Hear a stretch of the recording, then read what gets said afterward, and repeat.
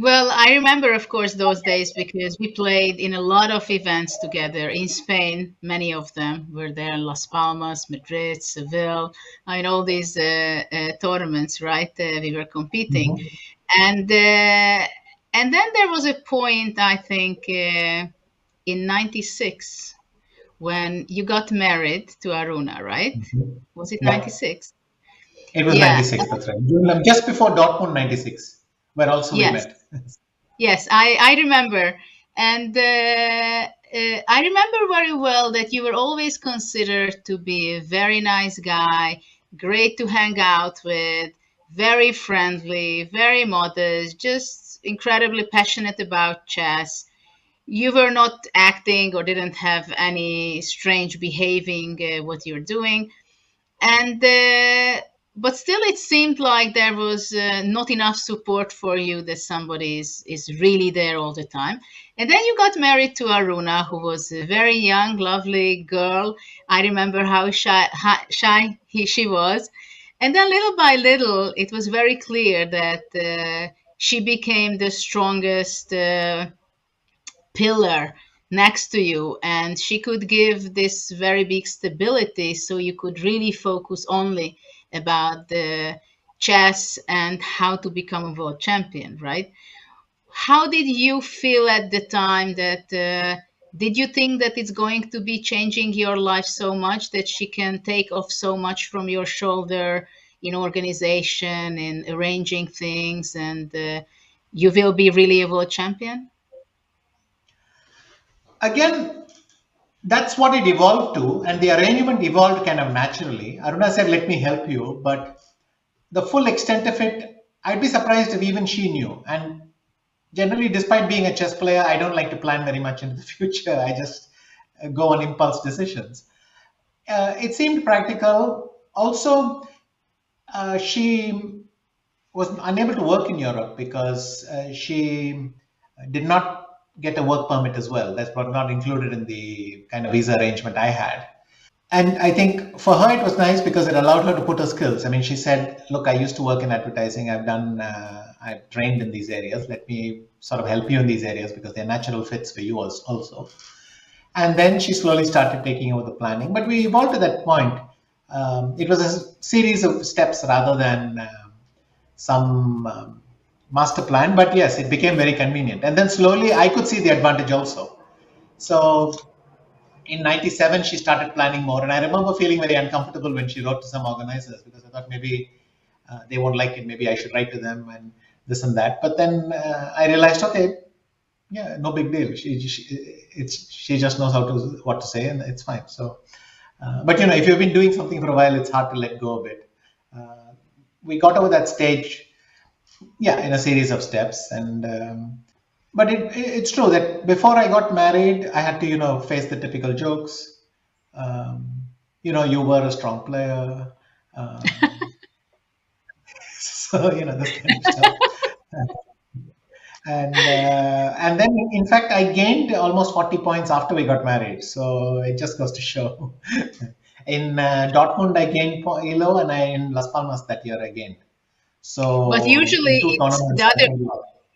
Yeah, but I think with the guys, they don't say really that when he gets married that okay, your career is over. It was the case with me when I started to go out with my future husband, and of course everybody was watching, looking, and expecting me to kind of resign as a professional chess player. And it was contrary, because for me it was also something very essential that he was supporting me in every smallest details, so I could really focus on chess. And this is what I felt with you also, that somehow you're so perfect as a couple. At least this is how I felt. And I felt also when you won the title, I don't want to take away from your glory, but I think she also deserves kind of some, not a world championship title herself, but something similar, because I think what she had to struggle also and deal with all the organizers and around the matches, it was also her who made great support. And but to change a little bit about the topic, about the world championships, wasn't it, of course, when you won for the first time, that's amazing, great. But can you talk a little bit about how it is when you're a world champion, when you become one, then you have to defend, and then unfortunately there is a third part when somebody's taking from you.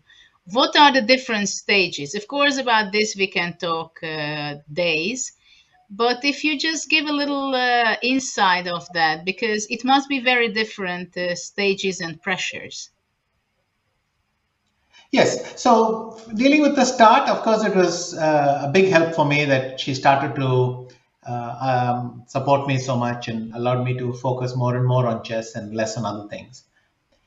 And looking back now, I can even say that she's much better at many things.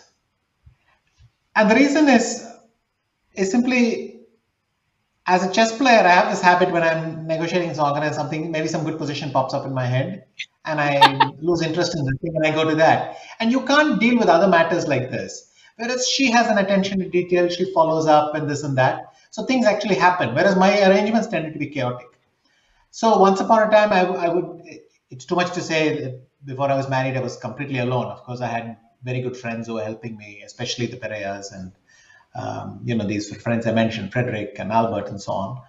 But it's different when you have someone who's with you and supports you deeply and people that you just have a friendly relationship with. So it was a big help when I won the title. The first time was wonderful. I mean, after the Lausanne thing and after New York, I didn't even think about so much anymore. To finally say, well, I've won this title and I can put this off my back was a great feeling. Then because of the split in the chess world, I think winning the unified title felt like a second new title, because you think, finally they won't ask me, when are you going to play the other guy or this or that. So you feel a different kind of validation. And then you're right that, but for me it was delayed. When I played Kramnik in Bonn, I was incredibly motivated and excited about chess. I don't know why. Maybe I was, after that 4-year gap, I was just happy to be doing this. And I enjoyed it thoroughly. But already the Topalov match, we were less effective. And I think every year it gets harder. With every title, it gets harder. With Gelfand already, we were struggling the whole match because...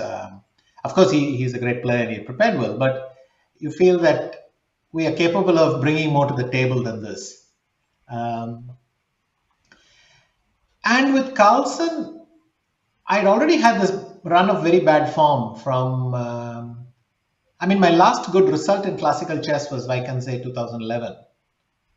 And I did not have I think I didn't even have a plus score at a tournament till 2013 January, Viswanathan again, where you will see this game we will show this game. So for 2 years, I didn't have a plus score in a tournament. So you have the feeling something has gone horribly wrong, but you don't know why. You're playing your world championship prep, you're doing this, that, but nothing seems to be working. And I must admit, it was painful to lose to Carlsen.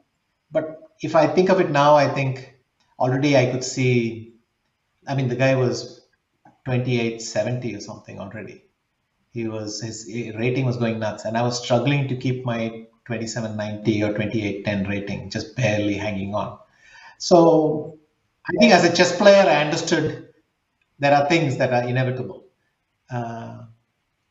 You can resist, but in this position, the better side should win almost.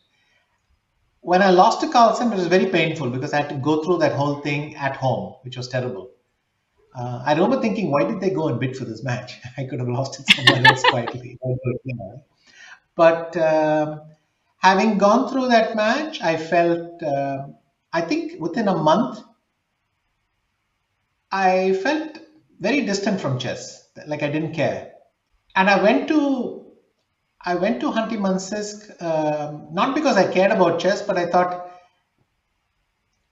it'll not be easy for me to play another candidates tournament, and I can't ask them to postpone. Can I take my wild card next time? Not this time. I don't think that kind of swap could be done. So I thought, well, why? It's nice to play the candidates. As a chess player, it's nice to just play it. Let me just play it. let the result that happens, and I'll go there and play. And literally, that's how I went. I did not look at much chess before Hunty. I had a 4-day coaching session with Surya and Radek just so that I wouldn't embarrass myself. They quickly, I remember literally, Radek would tell me, do you know how to play chess anymore? Yes. Okay, then you just do this. Okay, you're fine. And, not I'm exaggerating, but it was like that. And then I went to Hunty. And then I go and win the tournament and I got to play another match. So it was a very nice bounce back. And I think that result gave me the motivation to go on for longer. But that's kind of how it was. Mostly, I would say once I lost the world title, I was fine with it.